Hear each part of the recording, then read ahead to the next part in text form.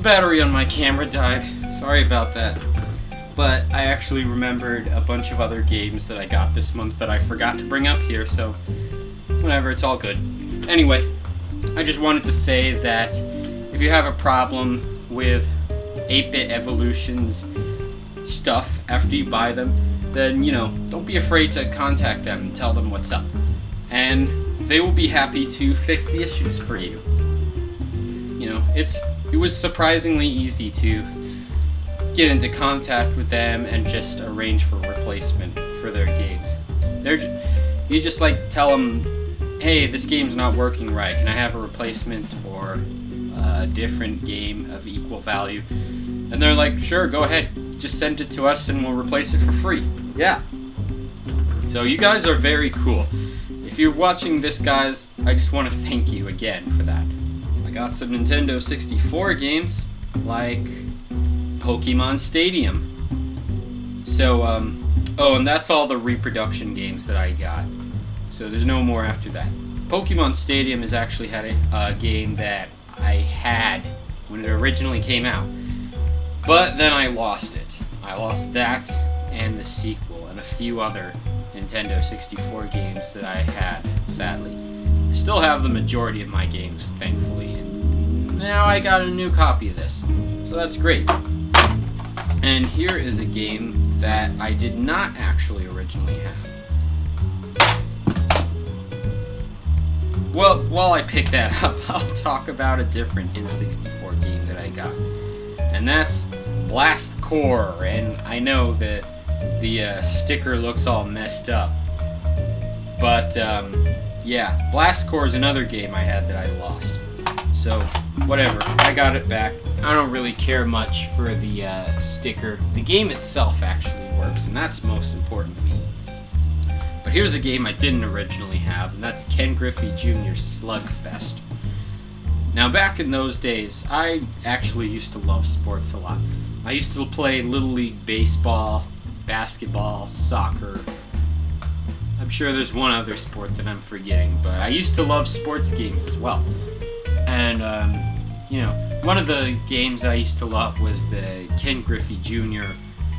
baseball game. I can't remember what it was called on the Super Nintendo.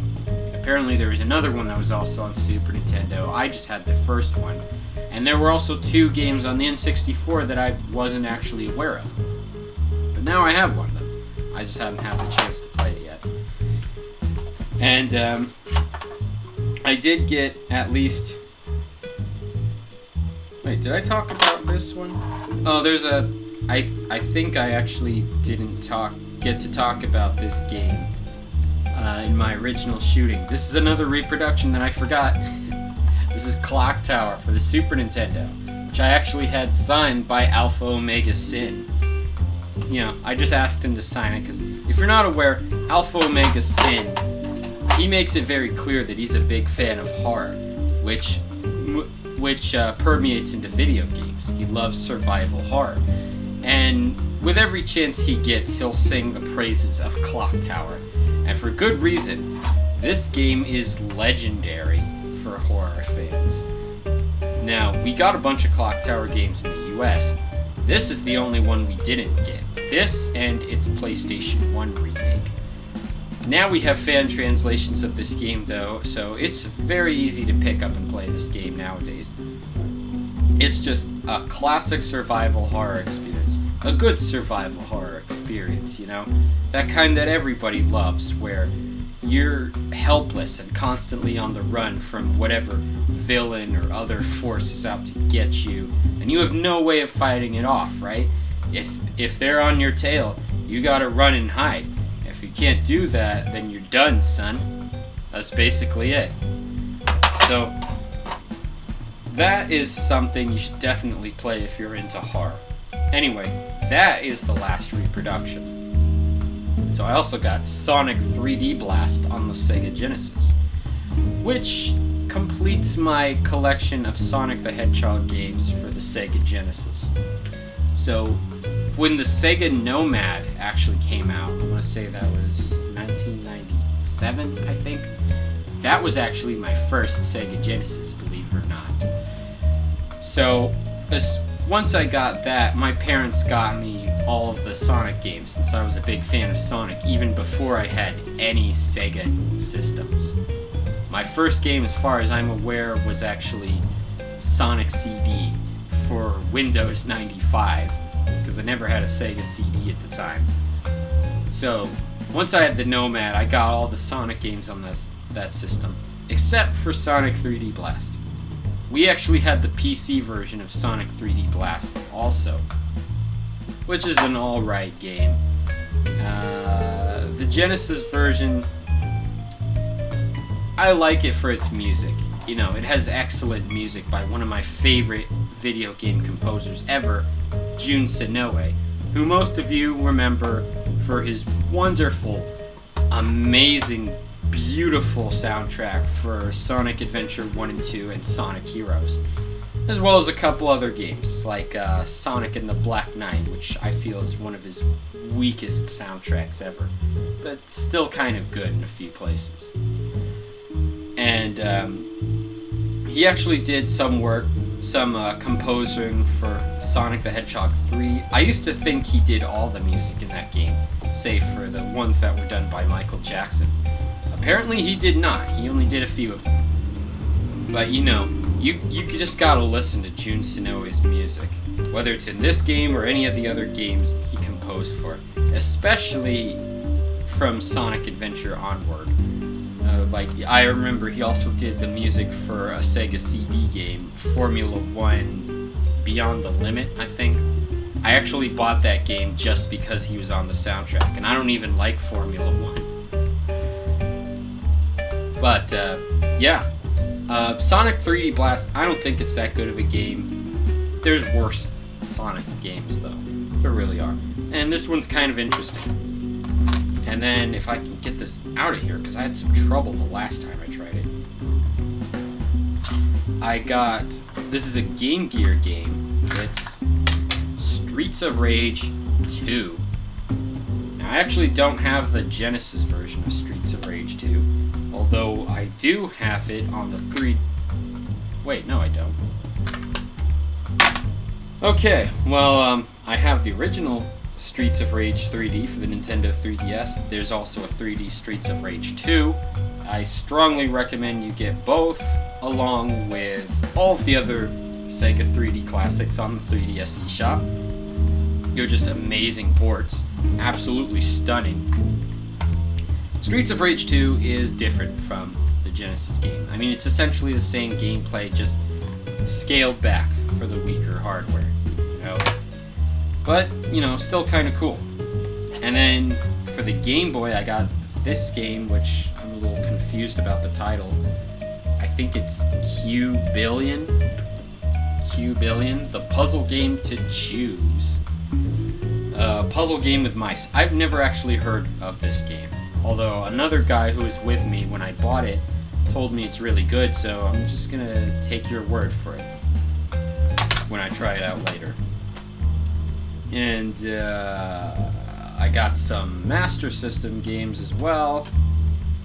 Well, besides Tails Adventure and GGLS 2. I got Kung Fu Kid. These are both official games, by the way. I need to organize these better.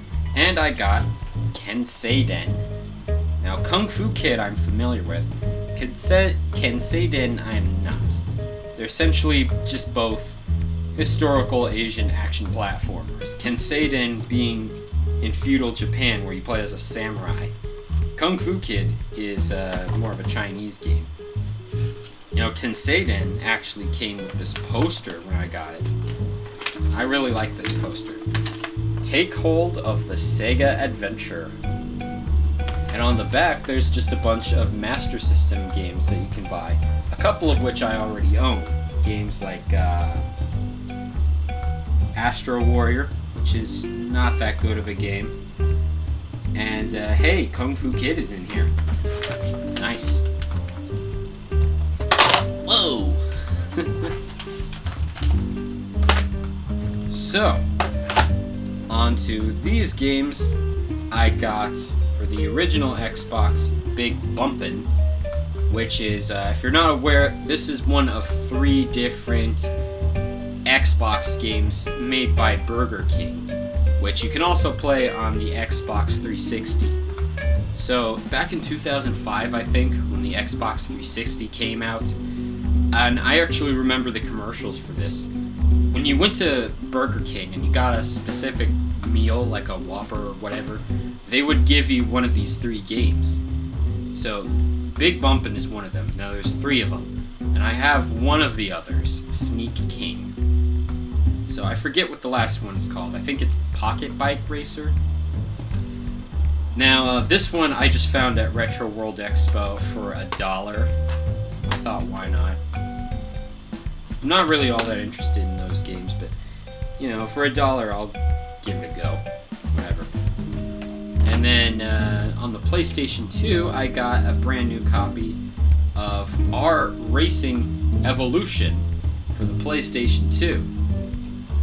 So, if you don't know this game, this is part of the Ridge Racer series. It's a spin-off, though. Whereas Ridge Racer is more on wacky arcade-style racing. This one's a little more grounded in reality, so it's closer to like Forza or Gran Turismo. And it features a lot of actual cars from real-life manufacturers. So on the front cover is, I think I heard it's a Dodge Viper on the cover. I'm no expert on cars, so I just found that out from Wikipedia. And it's interesting that it's still in one of these little plastic cases, which are annoying as hell to get off of your games. If you bought a game from like Costco or another warehouse kind of membership store, the games usually came in these security cases, which are just a bitch and a half to get off. So, a funny thing, the guy who sold me this for $8, he actually told me his friends made a bet with him that he would never be able to sell this game at Congo. So, me buying this game actually won the bet for him.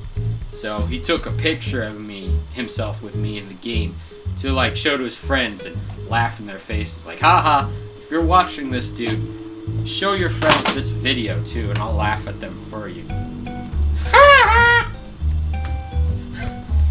Now that that's out of the way, I also got at Congo Space Channel 5 for the Sega Dreamcast.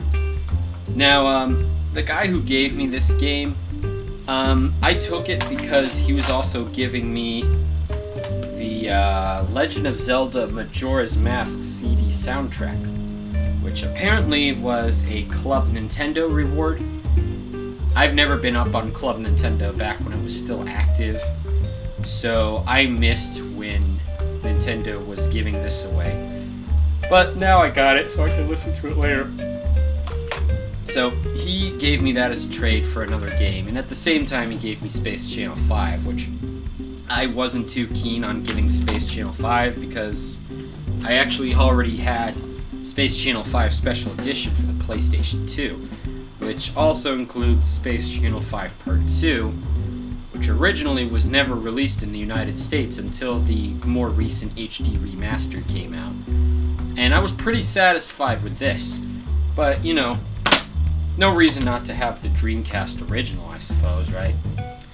By the way, I actually looked for this game on Amazon after I got it, and I found out that you can still buy this game brand new on Amazon for $10. Yeah. So if you're looking for a brand new copy of Space Channel 5, then go head to Amazon right now. I'll actually put a link for the game in the description if in case you're still too lazy.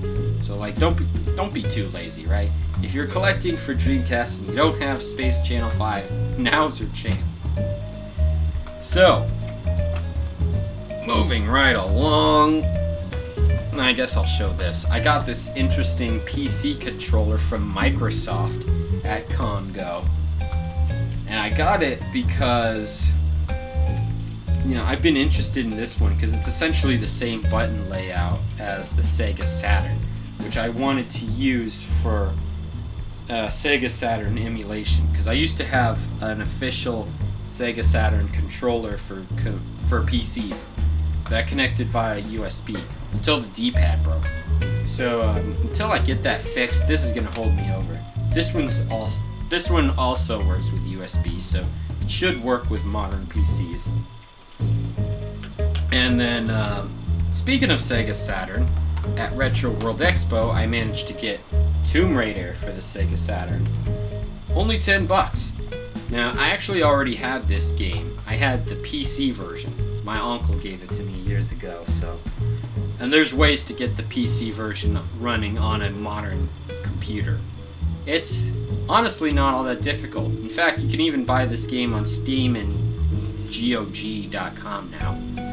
But I heard from another YouTuber, Adam Korlick, who's actually a pretty interesting guy if you're into video games. He mentioned once that Tomb Raider was originally intended to be an exclusive game for the Sega Saturn. The people at Eidos who made Tomb Raider were apparently big fans of Sega, so they wanted to show their support by making an exclusive game. But the higher-ups at the company didn't want to do that because the Sega Saturn was not selling all that well. So they still got to make the Sega Saturn game, but they also had to make it for PC and PlayStation. So he said that you can essentially get the true Tomb Raider if you play the Sega Saturn version, which honestly I don't really believe that it's the true version. I mean, maybe it is, but I don't see this working any better than the PC version. But heck, I got it now, so cool, right? Now, one of my goals at Retro World Expo was to get at least one game that's very rare and very expensive. And that mission was accomplished. Right here, I've got Shining Wisdom, a Working Designs classic on the Sega Saturn. This is an action RPG, kind of like Legend of Zelda, a game like that, but it's part of the same the Shining series, which most people know for the Shining Force games. This one is just a beautiful release. For those of you who don't know Working Designs, they are no longer around anymore, but back when they were, they used to do a bunch of high quality,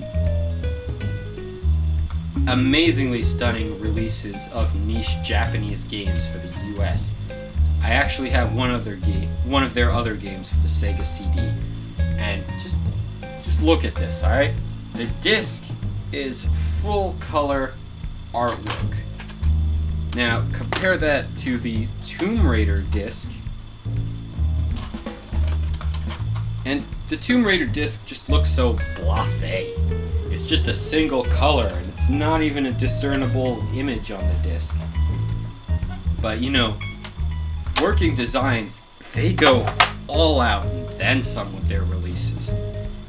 I mean, they even have a huge instruction manual, full color, explaining the game in great detail, as well as a bunch of translation notes to tell you what they had to go through trying to adapt the game for the US market, trying to translate it, trying to put together the package.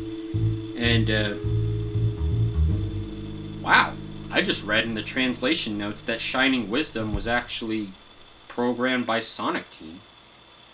Yeah, the same Sonic Team that we know for Sonic the Hedgehog and Knights and Phantasy Star Online. They made this game. I actually did not know that. So, moving on from Shining Wisdom, I got some more Genesis games. I don't think I showed these off. One is Castle of Illusion starring Mickey Mouse. Now, most of you might know this for the recent remake that was made for modern consoles and PCs.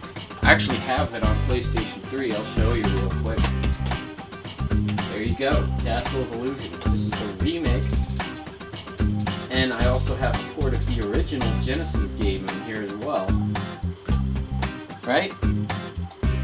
So, it's a very interesting platformer for its time, developed by Sega, and I actually have the sequel, World of Illusion, starring Mickey Mouse and Donald Duck. I've not actually had a chance to play the remake, though. And I also got Cool Spot. So, for those of you who don't know, Cool Spot is the original, well, I don't know if he's the original, but he's one of the old mascots for 7-Up soda in the 90s, which I used to love 7-Up back then. Nowadays, I really don't drink soda anymore. I gave it up. But all things considered, this is actually a pretty legit game. There's this website that I sometimes buy retro game stuff from called Stone Age Gamer. And at some point they were having a sale on random...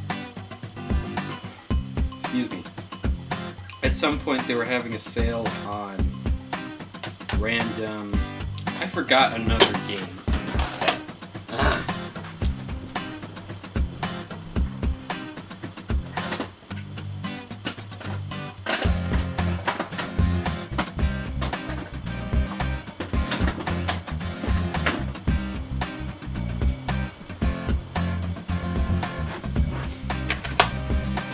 Okay, there's actually a few more that I forgot in another room, but I don't feel like going for them. I already forgot enough. They were selling a bunch of random Japanese Famicom, Super Famicom, and Nintendo 64 games. You don't get to pick them, you just buy some for less than $10, and they send you whatever random ones they got. Now, I got 2 for Famicom, which I'm not going to bring up because I'm fed up of walking around trying to gather all this. So those 2 games I got were Tecmo World Wrestling and some Mahjong game. I don't remember the name. But whatever. Now for the Nintendo 64, I got the Japanese version of Mario Party, Bomberman 2, which is known as Baku Bomberman in Japan, and Pokemon Stadium 2, or Pocket Monsters Stadium Gold and Silver. Yeah, you may remember earlier I said I lost my original copy of Pokemon Stadium 2. Well, it's still kind of lost since I can't play this game on an American system, but hey, it's there. And I got one original game that never saw a US release, called Gasp, Fighter's Next Stream. GASP being an acronym for Generation of Arts, Speed, and Power. And this is a 3D fighting game. Kind of a neat one, actually. I haven't had the chance to play it much, but, you know, pretty cool. I like playing fighting games on the N64. And I got 4 Super Famicom games. One is the Japanese version of Mario Paint, which is actually no different from the US version. In fact, there's no Japanese text. This may as well just be the American version in an American-style cartridge. And then I also got Space Invaders, the original game. This one also got a US release. In fact, you can actually buy this on the Wii Virtual Console. I got one game that is absolutely beloved for me. The Great Circus Mystery, starring Mickey and Minnie Mouse. Also known as Mickey's... Actually, I don't remember what it's also known as. But this is actually one of the very first video games I ever played at a very, very young age. This and Super Mario World were 2 of the first games I got for my Super Nintendo way back then, and are the earliest games I can remember from my memory of playing video games. So this one's very special for me, and now I have the Japanese version. Wonderful. And then, I also got at least one game that never got a US release, Super Momotaro Densetsu 3, which is actually pretty famous now. I believe this is a series of video board games where you run a train company in Japan. Something like that. I remember hearing of this before. So, I actually forgot one thing I got at Congo. This Toys R Us Game Boy Advance. Yeah, pretty interesting. It's just a regular Indigo Game Boy Advance with a Toys R Us logo on the top of the screen. Now, after I got this at Congo, someone there told me, not the same guy I got this from, but he told me that apparently during the Game Boy Advance launch event in North American Toys R Us's, employees were given a special Toys R Us Game Boy Advance like this one, which I guess they had to wear on themselves like badges. And I could only assume that maybe they were playing games with some of the kids that went there. I don't know. But interestingly, this one has a name printed on the back, Dylan, which, if this story is true, may be the name of the employee that this particular Game Boy was given to. I don't know the legitimacy of that story, but it's still a pretty interesting story regardless. Anyway, that's it for stuff I got at Congo and Retro World Expo. So here's a bunch of random finds that I found at thrift stores, like Aggressive Inline here for the original Xbox.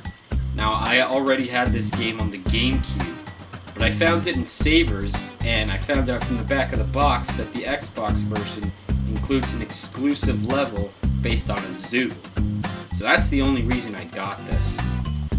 Now, this is a very interesting Tony Hawk style game, and as far as I know, it's the only game of its kind that involves inline skates instead of skateboarding or bicycles or Razor freestyle scooters. And then I also have for the original Xbox, GoldenEye Rogue Agent. Now, I also already had this one for the GameCube. Unfortunately, I lost the discs. I still have the case, but the discs are gone. You can't play the games without those, right? Thankfully, the disc is right here, and I can play it on Xbox now, so that's great. This is a very interesting kind of shooter. Nothing like the original GoldenEye, if that's what you're thinking. You don't even play as James Bond in this one. You play as a bad guy. You're supposed to, I think in the beginning, you kill James Bond in a simulation, and then later you have to kill him for real. This is just going off my memory, though. And then finally, at Savers, I also got Maximum Chase, which I actually never heard of until I found it there. When I looked at it, I thought it was actually based on a movie, because it looks like it is. I probably wouldn't have gotten it if I hadn't noticed that it was actually published by Microsoft Game Studios. But apparently this is a driving game where you take place in high-speed chases and shootouts, not unlike what you'd see in a lot of action movies like The Fast and the Furious. So I hope this game's good, at least decent. And then probably the most recent game I got was Disney's Epic Mickey Power of Illusion.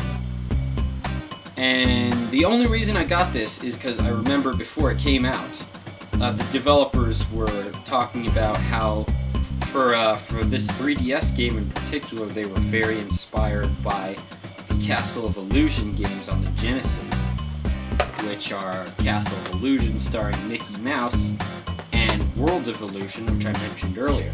Now that I have both games, I thought I may as well get this one and see how much like those games it is.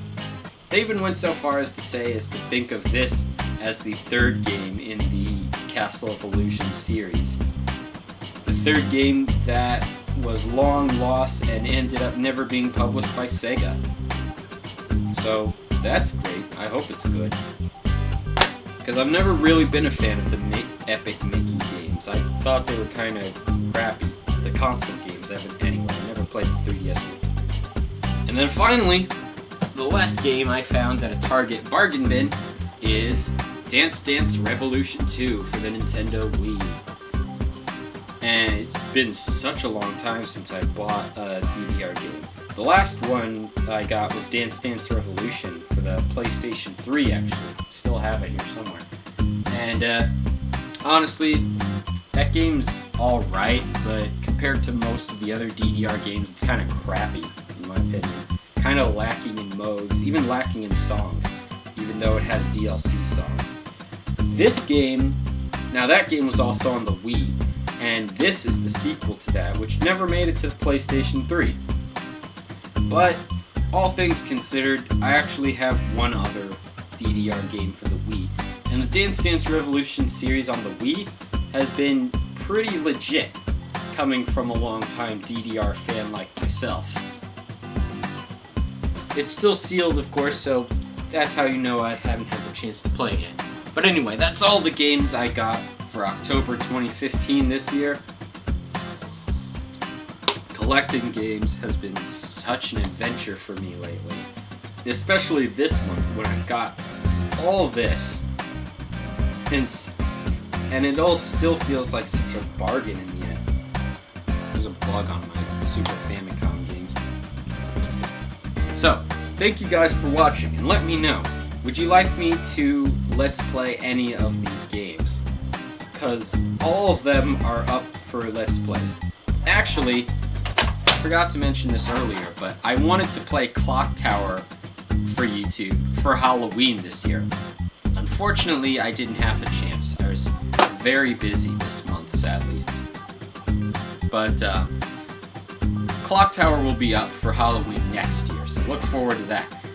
But, any of these games, well, aside from the 3DS Epic Mickey, because I can't really record 3DS games, but I can play all these other games for YouTube, so I may decide on some of these on my own, but let me know if there's any you want to see, and of course, like, share, subscribe, all that stuff. I don't really feel comfortable saying that. I figured if you guys like my stuff enough, you'll do that on your own anyway. But at the same time, I may as well remind you. So, thank you guys for watching. I'll see you some other time.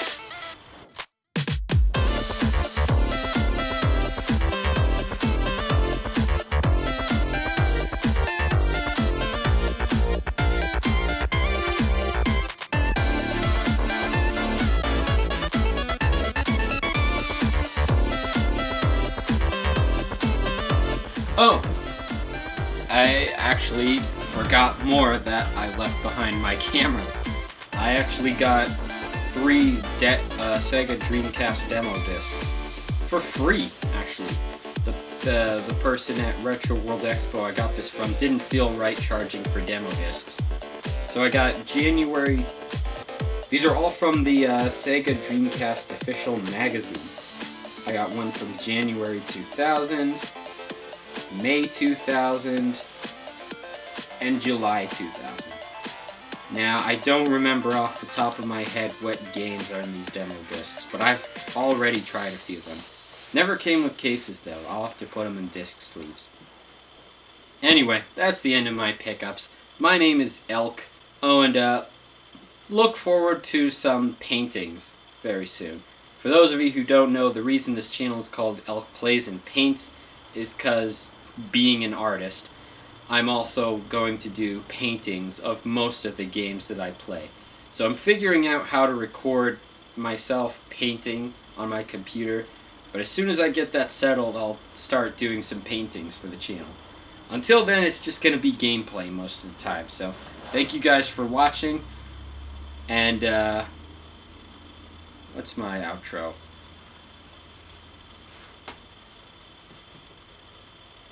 I don't know. I'm just gonna go play some games. Bye-bye. Good night.